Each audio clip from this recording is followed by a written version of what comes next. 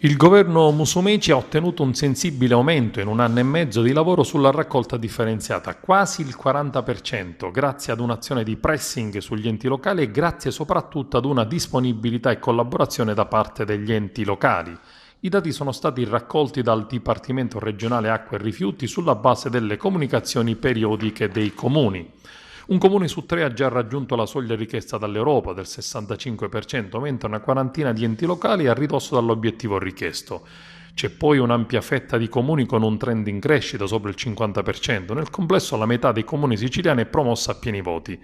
È veramente motivo di soddisfazione, dichiara il presidente Musumeci, verificare che la percentuale di raccolta differenziata dei comuni in Sicilia cresce di mese in mese. È la conferma che il percorso avviato dal mio governo con la collaborazione di amministratori locali è quello giusto. Soddisfatto anche Piero Bonna, assessore all'energia e rifiuti.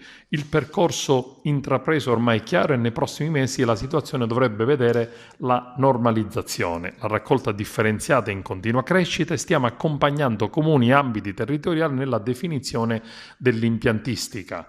Scontiamo ancora crisi locali dovuti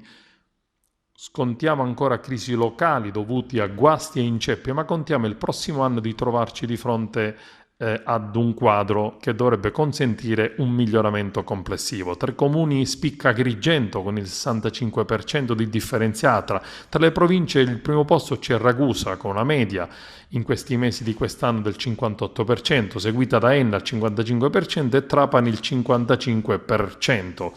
Nelle città metropolitane la situazione è ancora critica, a Palermo il 19%, Messina il 21%, mentre a Catania siamo all'11%.